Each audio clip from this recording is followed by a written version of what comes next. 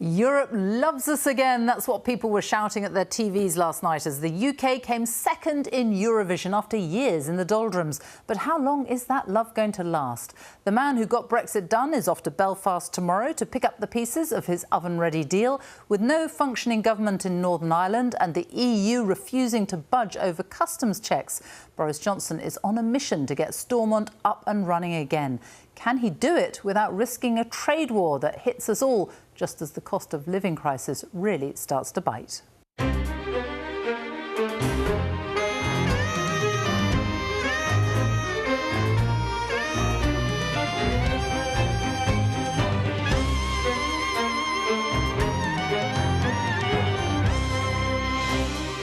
It's not just Northern Ireland that's putting the government under pressure. They've got the spiralling cost of energy, food and fuel to contend with too.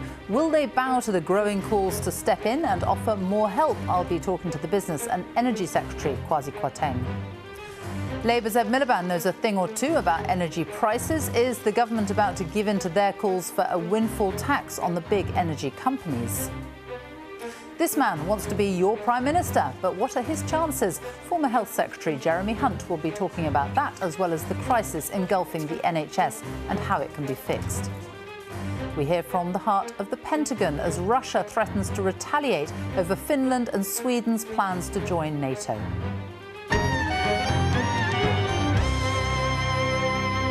And here with me this morning to review the papers, Daily Mirror editor Alison Phillips and The Sun's deputy political editor Kate Ferguson. But first, the news with Rachel Burden.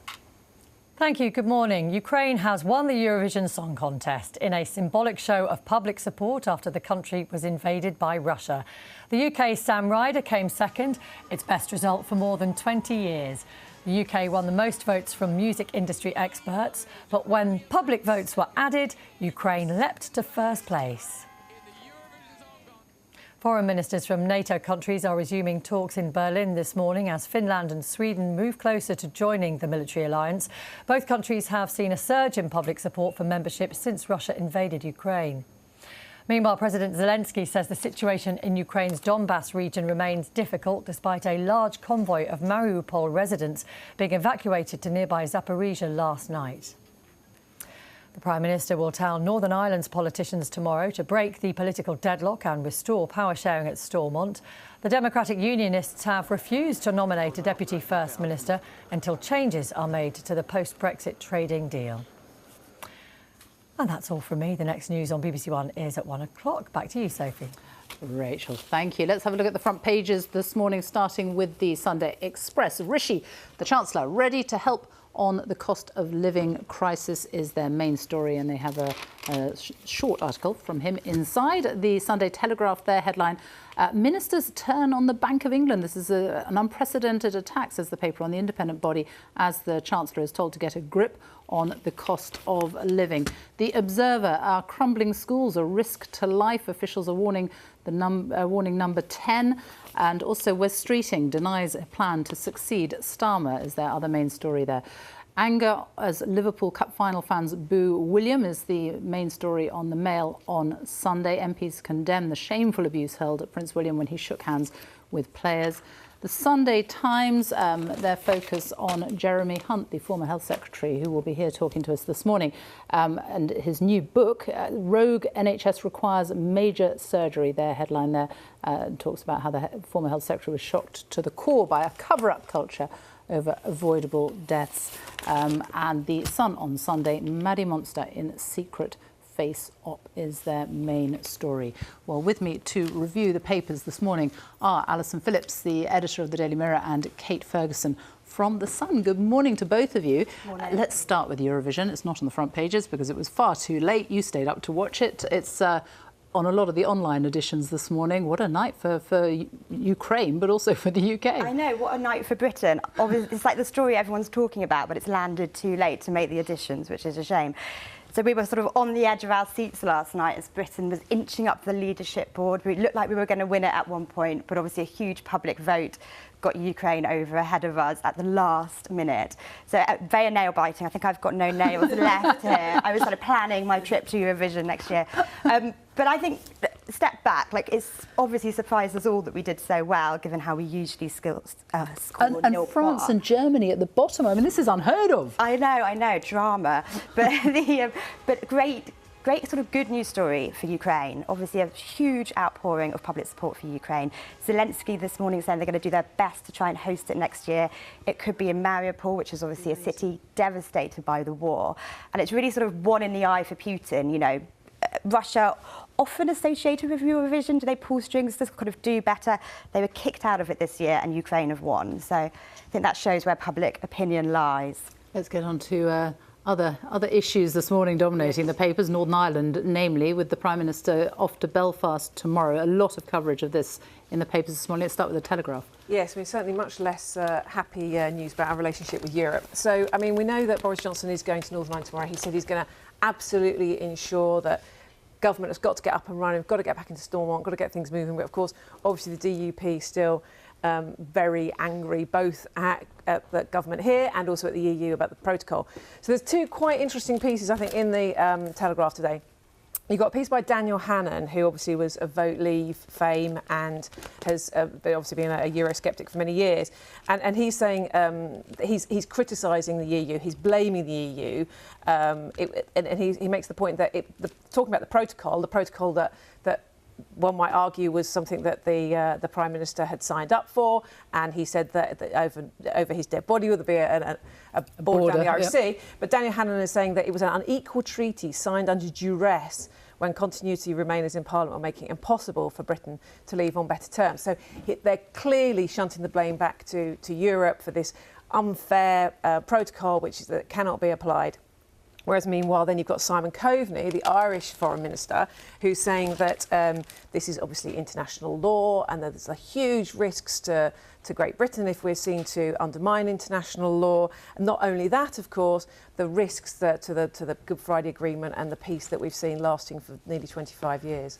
I mean, Kate, it's a very, very interesting week, and you've followed it very closely, the way that the language has changed since the start of the week, and Liz Truss being very confrontational and all this talk about tearing up the agreement. And now we have the Prime Minister who's going in there to sort of apparently calm things down. Yeah, we've seen there's lots of sort of Brexit debates before. In the beginning of the week, we have, it briefed that we're going to see this legislation tearing up parts of the protocol, probably arriving on Tuesday. Time's running out, enough is enough. And by the end of the week, we're seeing much more conciliatory tone coming out of Number 10. PM obviously going to Northern Ireland tomorrow for these kind of crunch talks with parties over there. I think on the one hand, right, I can't imagine your viewers are that happy that Brexit is back as a discussion. It's complicated. What is the Northern Ireland Protocol?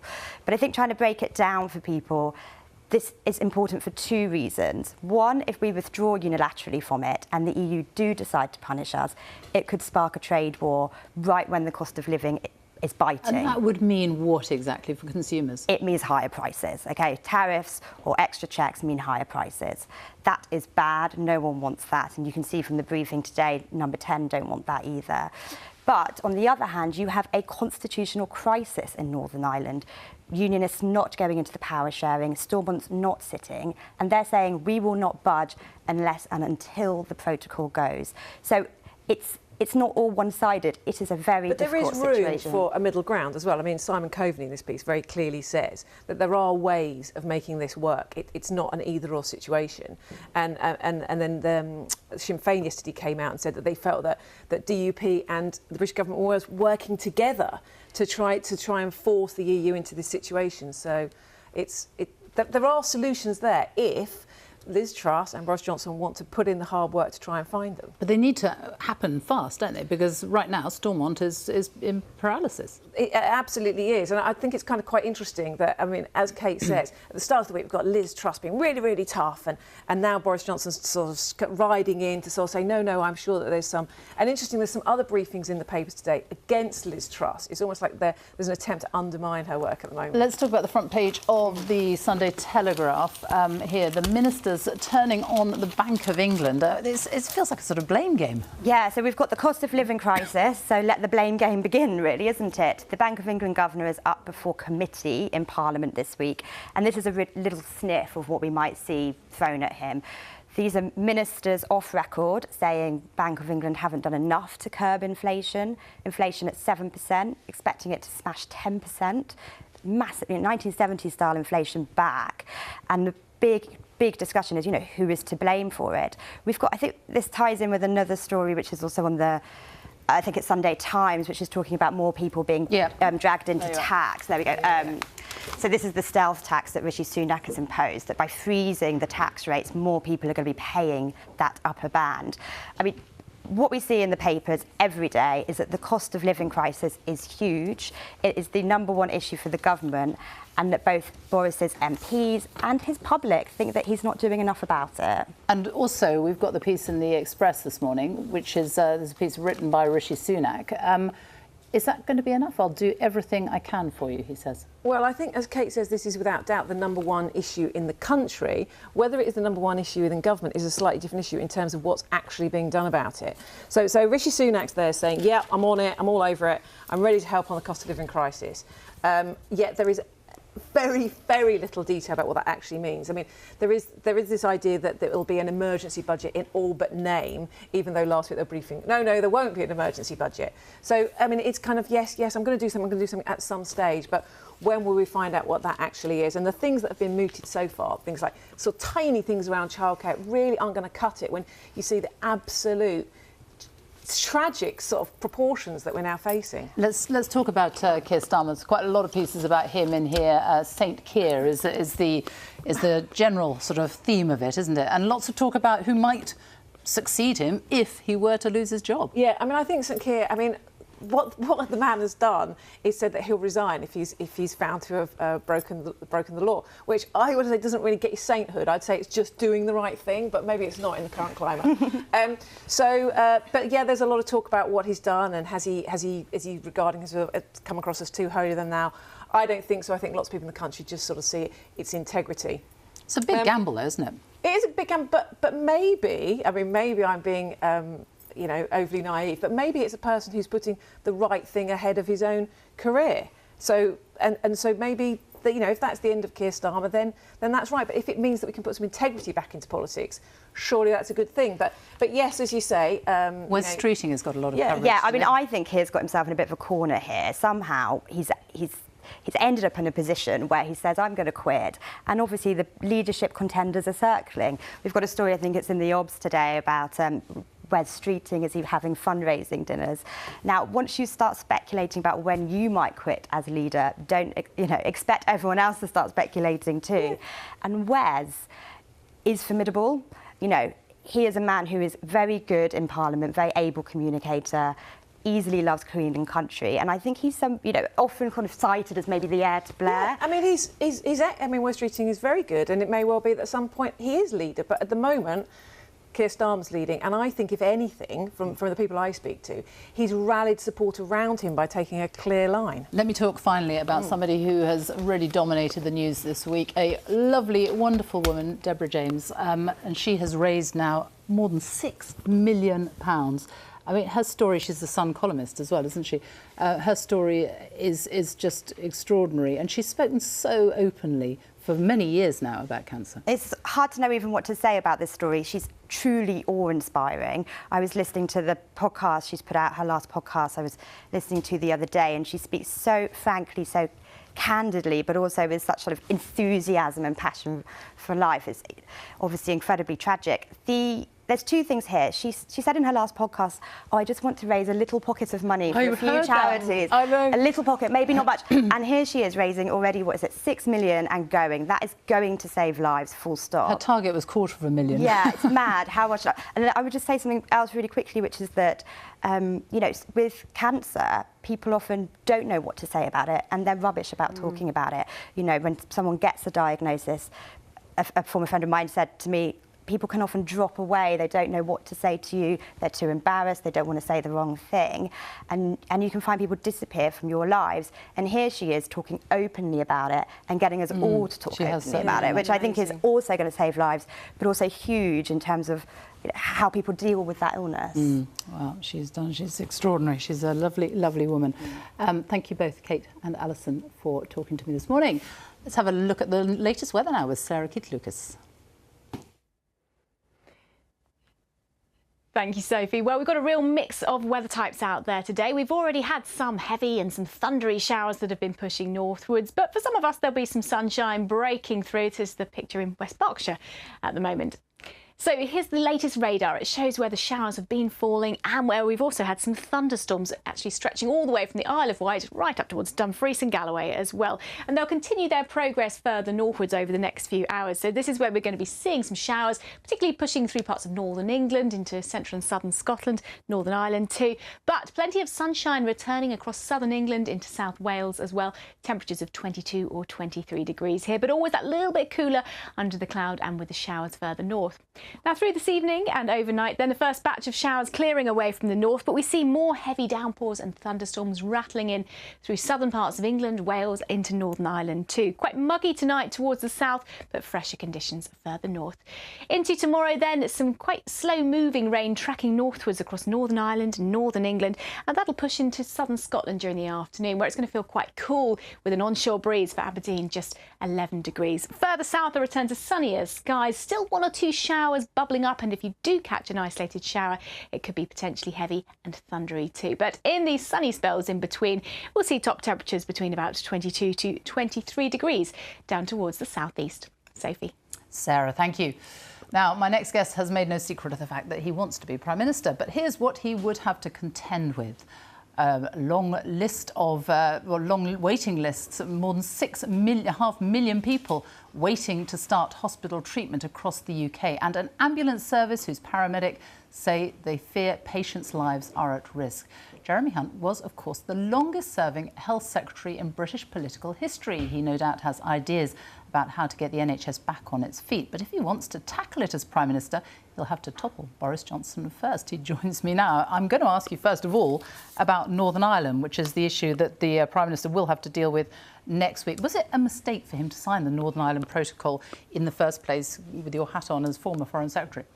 I think it's very difficult to answer that question because we were in the biggest constitutional crisis of our lifetimes, and he got us out of the terrible mess we had with the hung Parliament on Brexit. And I think what I would say looking forward is that the situation we have now in Northern Ireland is not sustainable. It is just not acceptable that you can't export goods freely from England to Northern Ireland.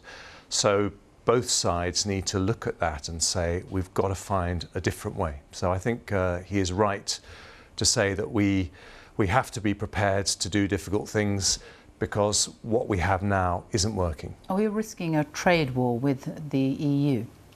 I think with goodwill on all sides, we can make sure there's a solution which doesn't threaten the integrity of the single market, which is what the EU are primarily worried about.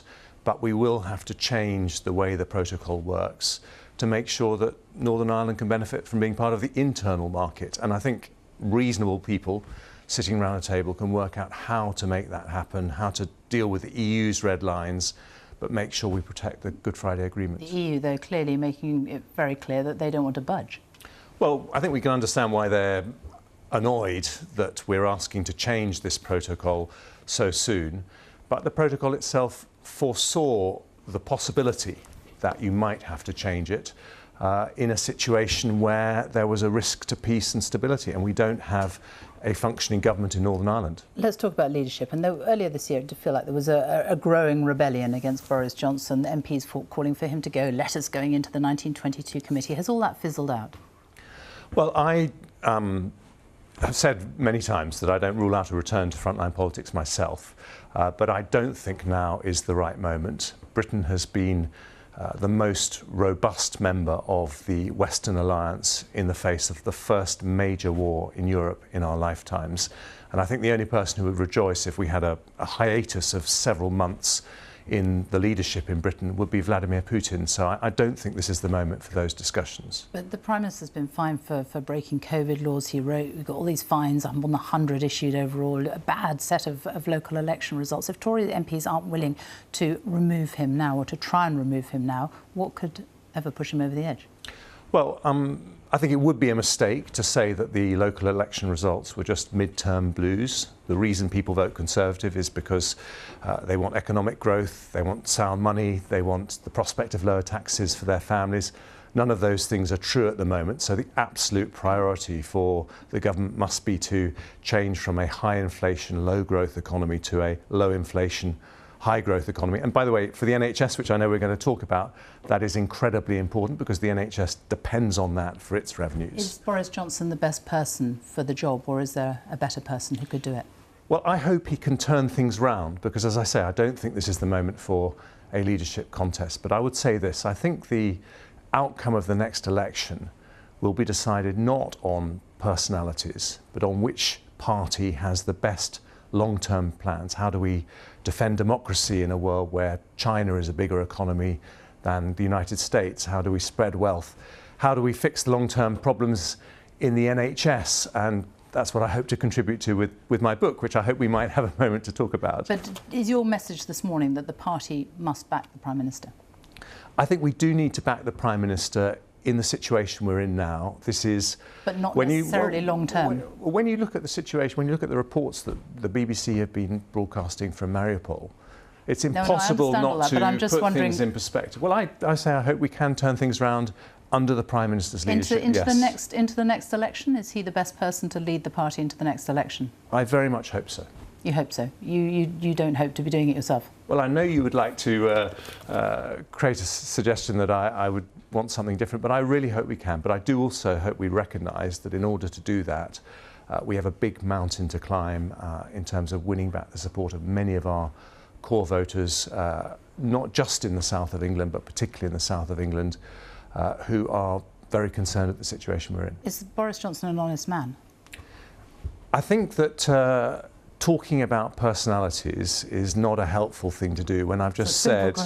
It's a simple question, but it's not a helpful thing to do when I've just said that I think we need to recognise the international situation is very serious and we need strong leadership from the Prime Minister we have. Let's talk about the health service, and you have written a book about it, about your time. You were the longest serving health secretary.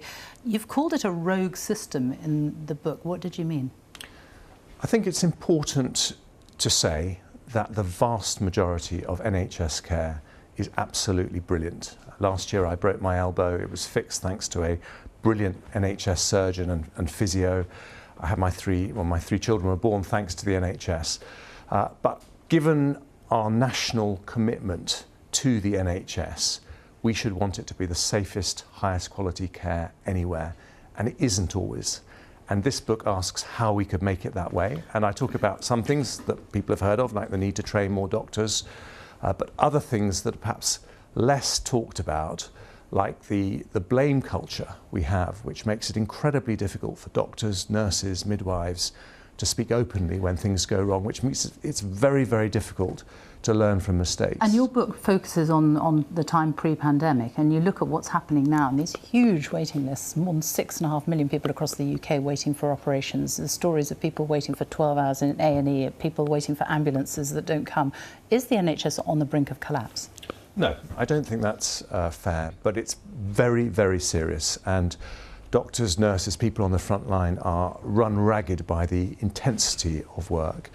And in this book, I try to do something, obviously it's a subjective account, but I try to be honest about the things I succeeded in doing and the things I wasn't successful. And the story you mentioned, for example, that we heard this week, that people are waiting an hour, even when they had a stroke or a heart attack for an ambulance. One of the root causes of that was something I didn't manage to do, which was to get a long-term plan and long-term funding for the social care system in the way I did succeed for the NHS. But obviously if you can't discharge people from hospitals into the care system, then hospitals don't have the capacity to deal with people who come in an emergency, and that remains an unsolved problem. One of the big problems is staffing and the numbers of doctors, the numbers of nurses. Has Brexit made it harder to staff the NHS and to staff the social care system? I don't think so, because we have an NHS visa, which means that it's very easy for any doctors who want to come here to do so. But you know, we look at the amount we spend on the NHS more as a proportion of our GDP than France or Germany. But France has 20% more doctors per head. Germany has more than 60% more doctors per head. We have a chronic failure of workforce planning. When I was Health Secretary, we set up 5 new medical schools. We increased the number of doctors, nurses, midwives we train.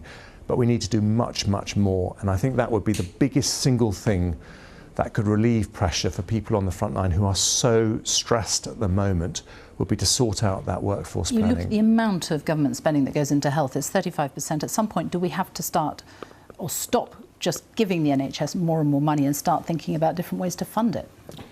Well, I look at that in this book and I conclude that it's a rabbit hole, actually, because given the ageing population, the brilliant new medicines that are coming on stream, you know, everyone is going to pay more for their health and care. If you're in America, you're going to pay more with your insurance policy. If you're in Holland or Germany, you'll pay more through your social insurance. If you're in Britain or Ireland, you'll pay more through your taxes. And the question really is not how you fund it, but how you get the best quality care. One of the things I conclude in this book, which is something we used to do in the NHS, we've stopped doing, is that we need, as soon as we have more GPs, to go back to everyone having their own family doctor, because we know that means people are less likely to need to go to hospital. Jeremy Hunt, we'll have to leave it there, but thank you very much for joining me this morning. Thank you. Now, Russia's retreat continues. It's pulled its troops out of Ukraine's second city, Kharkiv, but in the Donbass, attacks intensify. Now, NATO is strengthening its defences as Finland and Sweden move closer to full membership. Russia has threatened to retaliate, but what does that mean? And what would the Americans do? The man who knows what the Pentagon is thinking is its spokesman, John Kirby. And I spoke to him on Friday and asked him how much of a risk Finland and Sweden are taking. These are national decisions, sovereign decisions that Sweden and Finland have to make, and it'll be a process with the alliance. No other nation gets to veto what a sovereign state wants to do in terms of its alliances and its associations. No other country gets to veto that, and this rhetoric coming out of Russia clearly concerning, and everybody will have to look at it and take it seriously. But it's not up to Russia to determine whether Finland or Sweden become NATO allies. It's up to the people of Finland and the people of Sweden. And if Finland or Sweden were attacked, would you send troops to defend them? I don't want to get into hypotheticals and speculate because there's no reason for that to occur. Finland and Sweden have very modern militaries. They're militaries that we are comfortable working with. We exercise with them routinely. If in the period of their application to NATO and their accession to NATO, they would need some additional capabilities or support, we feel comfortable here in the United States that we have that kind of relationship with both nations, that we would be able to provide some additional support if needed. When you look at what's happening in eastern Ukraine, the Donbass, who is winning the battle there? It is goes back and forth on almost on any given day. We've assessed, over the last 24, 48 hours, that Russia's progress continues to be slow and uneven. They have made some incremental gains in the northern part of the Donbass, but they have been resisted very, very stiffly and capably by the Ukrainian armed forces. So they are definitely behind the schedule that we think they wanted to achieve by now, at least a couple of weeks, if not more. And they have not been able to make the kinds of strategic gains that we believe that they want to make. So the fighting it's very active on any given day. It goes back and forth with towns and villages almost changing hands periodically. And again, we believe that the Ukrainians have been able to prevent the Russians from achieving their strategic objectives there. We have seen reports of terrible morale amongst Russian troops, kit that doesn't work, soldiers sabotaging their vehicles so they don't have to go back to the front line. Is that true? We have seen anecdotal evidence continue now, actually throughout this entire war now, 78 days, but certainly in the last days and weeks as the fighting is concentrated in the Donbass, of poor unit cohesion, poor leadership, and yes, some morale issues. Now, look, we don't have a perfect sense of visibility over every Russian unit, but anecdotally, we continue to see them have unit cohesion and morale problems. A few days ago, you were talking about Russia's tactics at a press briefing, and you got emotional when you were talking about it. You have spent a lot of time in the military during your lifetime. Why did you get so upset? Because as the question was asked to me about Mr. Putin's psychology, and of course I don't know what his psychology is. All you can see is the results of the decisions that he's making. And as I was answering the question to that reporter, it was an image I had seen of a young girl in Ukraine who had been victimized, and it just came home to me, and I couldn't get that image out of my mind.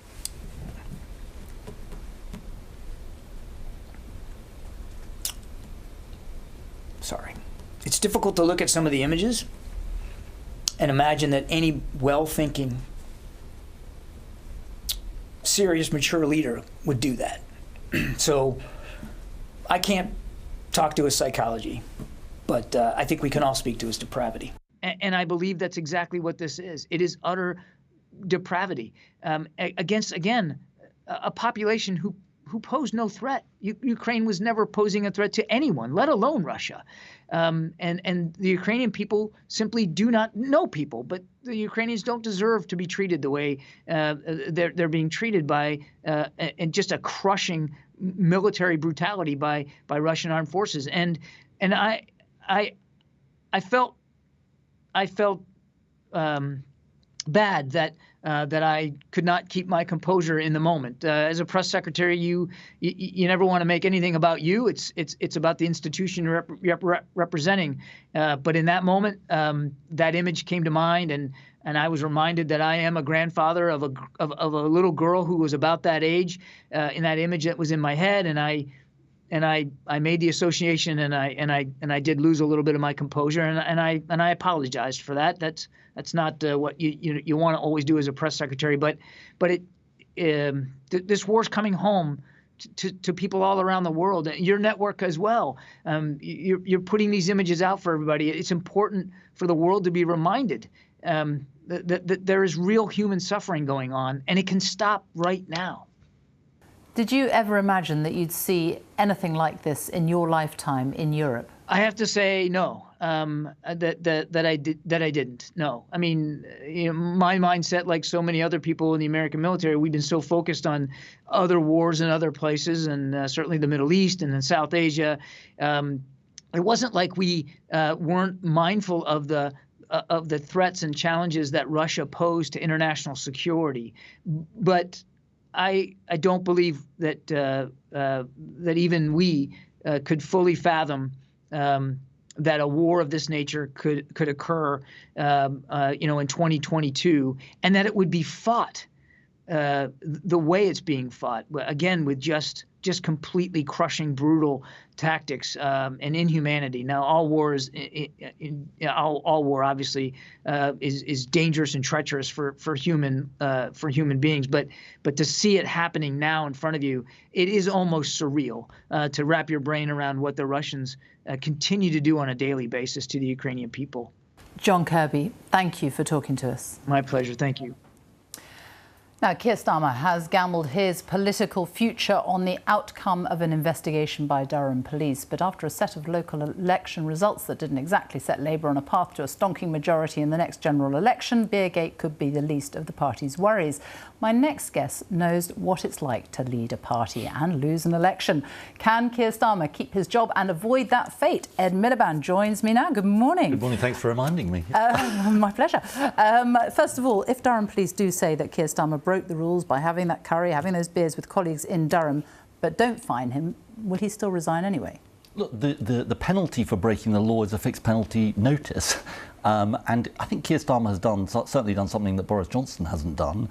As far as I can see, if Boris Johnson gets multiple fines, he's going to cling on to office. Keir Starmer did not break the rules. He was simply having some food with colleagues at a work. He's working in Durham.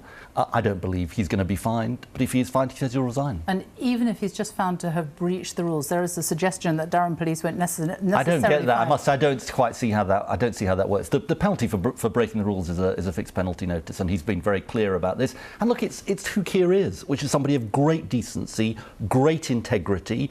You know, he looked at the issue when the police investigation was reopened, and he said, well, obviously, if I get a fixed penalty notice, I'll go.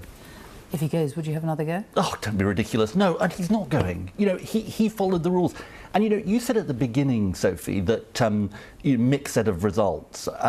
Actually, Keir has brought us back from a terrible defeat in 2019. We made gains across the country, not just Westminster and Wandsworth, but Rossendale and Cumberland, right across Britain, Southampton. Now, where are we at? You know, we're at a staging post. We've shown that we've changed from 2019. We've listened. What I detect in the country is that big mood for change that we saw in the Brexit referendum, that we saw in 2019, partly why Boris Johnson won. I don't think people think the Tories are delivering it and can deliver it. Our job is to show we can deliver that change. And that's the next phase of Keir's leadership. And we're starting to do that on the windfall tax, and maybe we'll come on to that, on the climate investment pledge, about how we can get good jobs as we rise to the climate emergency. But of course there's more to do, but he has made huge progress. But, you know, given all that, you're still only, 5 points ahead in the polls. Shouldn't you be surging ahead? You've got Boris Johnson, who's been fined for breaking his own COVID laws. You've got more than 100 fines in Downing Street and Whitehall. Energy bills, fuel. Yes, but why then is it not translating to the polls? Look, I learnt a lesson from being leader, which is you don't look at the polls. You look at real results that were happening, and those real results showed progress. But look, but that's the point, isn't it? It is progress. From a historic defeat, from one of our worst election defeats that we'd ever had. You know, I mean, that is you know, the thing about Keir is that he's somebody not just of decency and integrity, but he has his eyes on the prize. He knew when he took over it was a mountain to climb. We're climbing the mountain, but we've got further to go. You know, what excites me is showing people, you know, I just want to take a step back, because I think what most of your viewers are thinking about is what is happening in this country, which is a social emergency. You know, 7 million people, Sophie, skipping meals in Britain, one of the richest countries in the world, because of rising energy bills, rising inflation.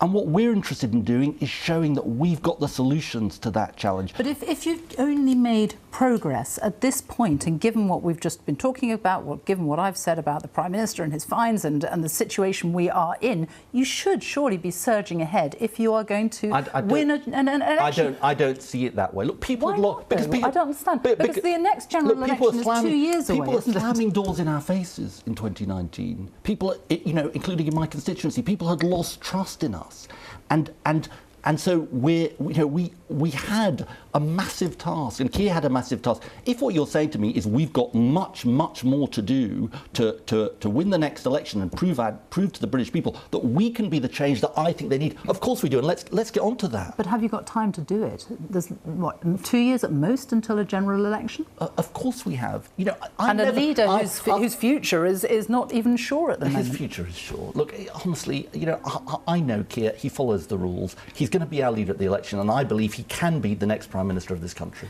There are some who criticise you from inside your own party, the left, who say that your ideas at the moment are not big enough. They're not radical enough. Well, let's talk about the ideas. So we're going to give Conservative MPs, the whole House of Commons, a chance to vote on Tuesday on the windfall tax. I talked about the social emergency in this country. I think it is obscene, frankly, that we have, as a result of soaring energy bills, oil and gas companies making billions of pounds in our country, and the government refuses to put a windfall tax on them. It is shameful. It should shame them. And we're saying to Tory MPs on Tuesday, in that vote in the House of Commons, that the case for a windfall tax is now unanswerable. You see that across politics, across business. The chair of Tesco calling for it the other day. We're saying to Tory MPs, right, you've got the choice now. You can vote for a windfall tax, or you can explain to your constituents why you are refusing to provide them the help that they need. And every day, let me just make this point, every day that goes by is sleepless nights for millions of people with this government refusing to help. Is the windfall tax radical enough? Because it is a one-off, presumably, unless you're proposing to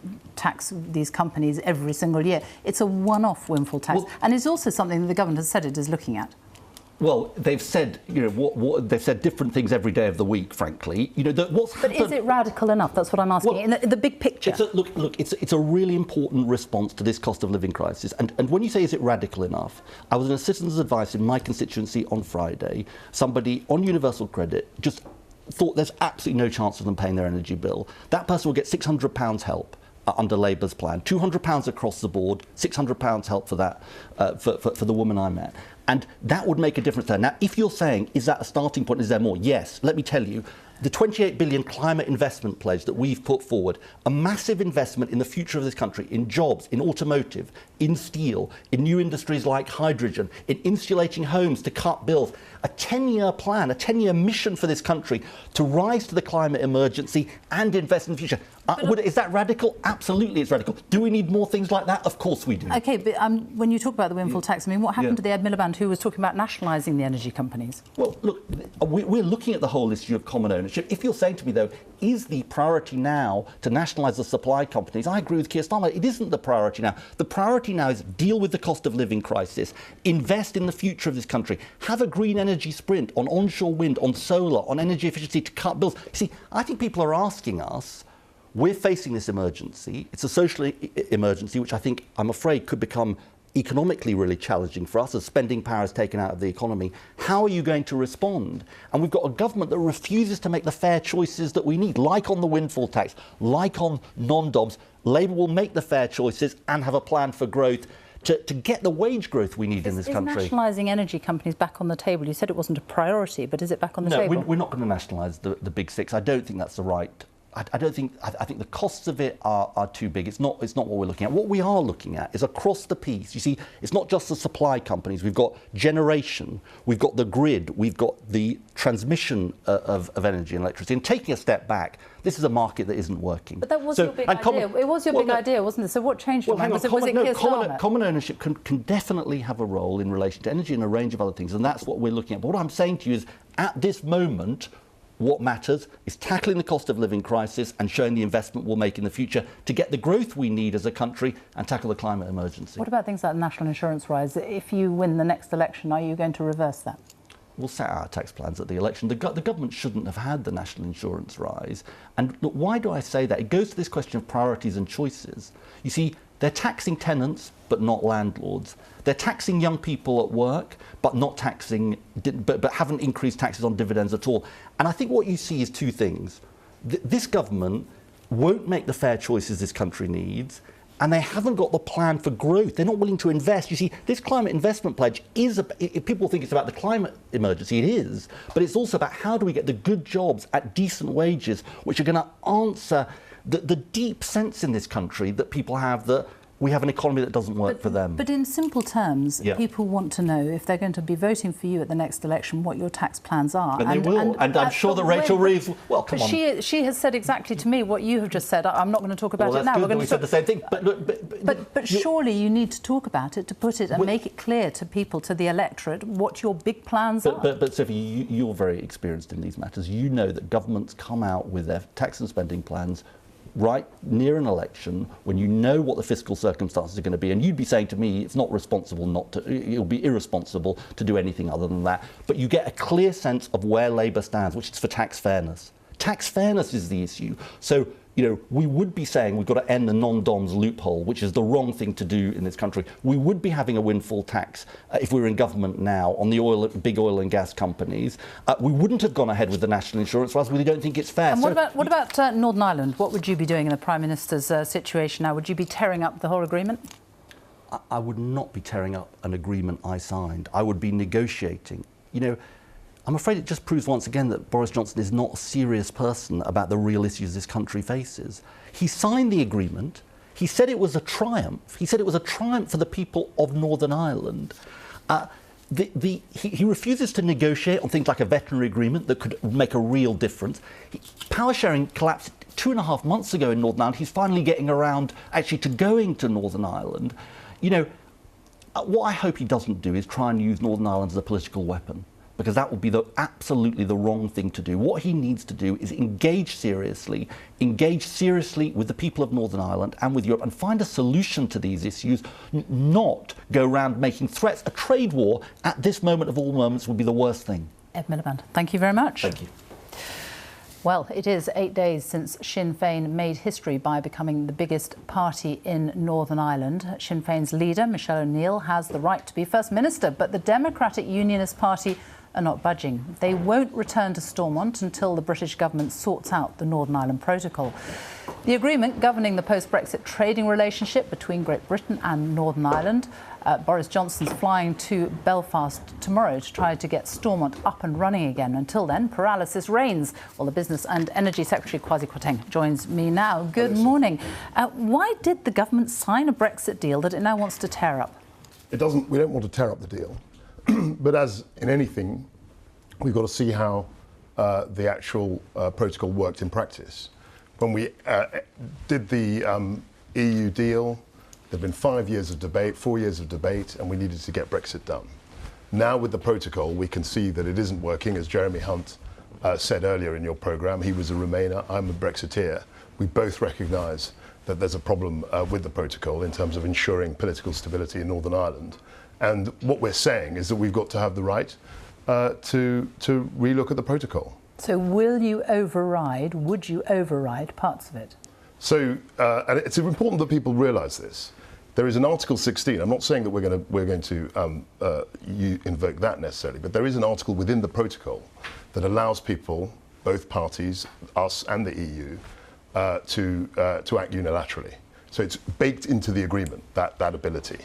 And I think we have to prioritise political stability in Northern Ireland. That's the most important thing. And if we think the protocol is working against that, we have to relook at it, as Jeremy Hunt said. But we've got stalemate currently in Stormont. Boris Johnson did negotiate this deal. He did sign it. He told us it was a good deal that would allow the UK to leave the EU whole and entire. How did he get it so wrong? Well, he didn't. I mean, we managed to get the treaty over the line. As you will remember, we had 5 years of complete chaos and paralysis in the House of Commons. We managed to get the deal done through an election victory, and we left the EU, which looked in danger. Now, what's happened is that the protocol isn't working as well as we would like, and we reserve the right to unilaterally relook at it, as the protocol itself allows us to do. But he was warned at the time, wasn't he? People foresaw what would happen. Your own civil servants looked at the deal. They told you that additional documentation would be required on all agri-food goods moving from Great Britain to Northern Ireland. The woman who runs the Northern Ireland Chamber of Commerce took one look at the deal and said it includes a de facto customs border in the Irish Sea. You do begin to wonder whether the only person who didn't see what was coming was the Prime Minister. No, we quite rightly believed that the EU and others would act with goodwill, and that there would be some degree of common sense in the operation of the protocol. So we believed that it would act more smoothly than it has done. And actually, when the facts change, it's quite legitimate to look at what's happening and adapt your policy. And that's what we're looking at with regard to the protocol. You thought it would run more smoothly, but as I said, other people didn't. Why did you think it would when other people, plenty of other people, were saying? Well, we were assured by both, and it was a mutually agreed treaty, as you know, and we were assured that there would be a degree of flexibility, which we've seen hasn't been forthcoming. And actually, what I would say about this is that there's always a small minority of people in this country who their presumption is that everything the British government does is wrong and everything the EU does is right. It's not as simple as that. We've had to negotiate, we've had to work this protocol, and we practically can see that there are many people in Northern Ireland who frankly don't think it's working. And if that's the case, we have to be able to relook at it. But you say that, but if it is such a terrible thing, if it's such a disaster, why do most people who live there not mind it? Well, I disagree with that. I think the polling I've seen suggests that a majority of people, particularly businesses, I mean, that's the people I speak to a lot, business operators, are saying that the protocol is difficult. It has impeded certainly the flow of trade from England, the UK to Northern Ireland. I mean, Great Britain, sorry, I should say, to Northern Ireland. Northern Ireland, of course, is as much a part of the UK as Cornwall or Carlisle. But they're saying it isn't working, and if it isn't working, we've got to be pragmatic. We've got to say, look at the protocol and say, why isn't it working? And if need be, we should be acting unilaterally. But most people who voted for parties in the elections last week, or the week before, they want to keep it, don't they? The most people who voted for parties were the parties that wanted to keep it. And polling shows it's nowhere near the top of concern for voters. Actually, what is concerning them most is cost of living and the state of the health service in the NHS. The long, long waiting list, longer than anywhere else in the United Kingdom. Are you doing this because it is actually the best thing for people in Northern Ireland, or is it playing politics with people's lives? It's not playing politics at all. If you look at where we are with Northern Ireland, we've got a system, an executive that hasn't met for 2.5 months. We've got people who have raised the protocol again and again. We haven't raised this as a primary issue. People on the ground, people in Northern Ireland are raising this as a matter of concern. And it's absolutely our duty to see what we can do to improve it, and that's what we're doing. And will you be saying then to the DUP, you know, most people do this, the things that are concerning people most in Northern Ireland are things like waiting lists. We've got to get Stormont back up and running, and you need to get back to the table. That's true. And back into Stormont. And the Secretary of State for Northern Ireland, Brandon Lewis, says that all the time. But we cannot pretend that this protocol, issues around it, issues to do with the flow of trade, aren't important, because they are, and it's absolutely our duty to be able to fix those. If you do override parts of the protocol, what do you think the EU will do about it? Well, it's up to them. I mean, people say, oh, there's going to be a trade war, there's going to be this or that. It's up to them. You know, we can't be blamed and trying to anticipate, you know, how they act. And as I say, there's a minority of people who think everything we do is wrong as a government and everything they do is right. But and people think you have signed this agreement. It is an international agreement, and now you're talking about breaking it. When we signed the agreement, the protocol, as people have said on the programme, was always seen as a temporary thing. It was always understood that it would evolve. And that's why I talk about Article 16, because that's actually in the protocol. It actually allows people to both parties to abrogate it. So baked into the treaty is an ability to act unilaterally. But if that is the case, why is the EU so up in arms? If it was understood that this was something that would move as we went along, why is the EU so up in arms and saying we're not going to move? This is an agreement you signed. So I've been told for years that they wouldn't move on things. We were told that we would never get a treaty done. We were told that there was going to be no deal. We were told that they weren't going to move, and they did show flexibility. They have shown some flexibility. It's just in this case, we want to re-examine the protocol. Do businesses need to start preparing for a trade war? No, I don't think there's going to be a trade war, Sophie. I don't think that's something what they're talking about, though, isn't it? They're talking about retaliation. They're talking about action that they would take. There's a lot of talk, as we've seen over the last 6 years. The vote happened 6 years ago, and there's been a lot of talk, a lot of threats about what the EU will or won't do. That's up to them. As far as I'm concerned, our primary duty as the British government is to look after political stability in Northern Ireland, and if that means re-looking at the protocol, we absolutely have to do that. But if there were a trade war, just be clear about what it would mean to people. So I'm not talking about a trade war. I don't agree with the premise of your question. I don't agree with the premise of your question. I think this talk of trade war is irresponsible, and I think it's completely getting ahead of ourselves. It's not me that's getting raising ahead of it. ourselves. It's the European getting Union ahead that's of been talking ourselves. about it. It's up to the EU. We think it would be completely self-defeating if they went into a trade war, but that's up to them. What I'm concerned about as a British minister is the political stability in Northern Ireland. That's what I'm working with colleagues in Cabinet to preserve. And if we feel, as we are inclined to, that the protocol is undermining political stability in Northern Ireland, it's absolutely our duty to re-look at it and see what we can do to change it and fix it. But you say that it's irresponsible talking about trade wars, that you don't think it is going to happen. It doesn't really reassure businesses, though, because that's the government here. We've got the EU saying other things. So I talk to businesses a lot. I visited Northern Ireland only a few months ago, and the businesses I spoke to raised real concerns about the flow of trade and about the effects of the protocol. And so I thought, speaking to them, that it would be my job and my colleagues' job in Cabinet to relook at the protocol. That's what we're focused on. Are you willing to break international law to get this fixed? I don't understand why everyone is talking about a trade war. When it is, are you willing to break international law? My primary responsibility as someone serving in a British government is to ensure the political stability of Northern Ireland. That's my... So you are willing to break it to ensure that? You're saying that that's what we're doing. I'm asking Different lawyers have different opinions as to what the effect of our action will be. It's not something which is written in stone. People have different views on it.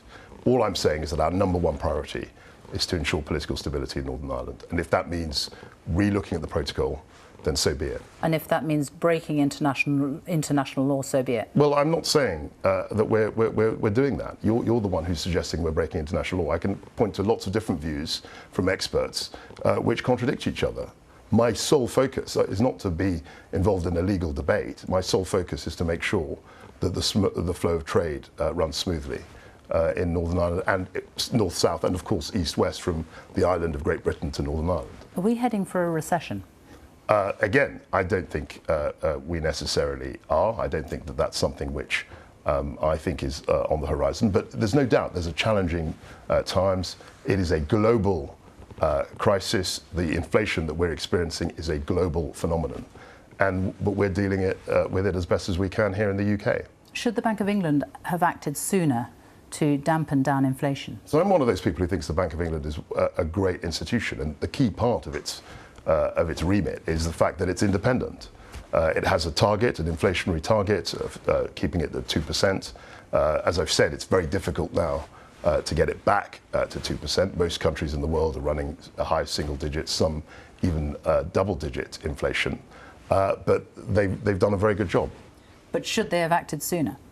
It's very easy with hindsight to say that they could have done this or they could have done that. All I know is that Andrew Bailey is a very respected, very capable central bank governor, and he's doing all he can to deal with this issue. The Chancellor Rishi Sunak has written in the Express today that he stands ready to help people with the cost of living crisis. What does he mean? That's absolutely right, what he's done. And he's done that all throughout his chancellorship.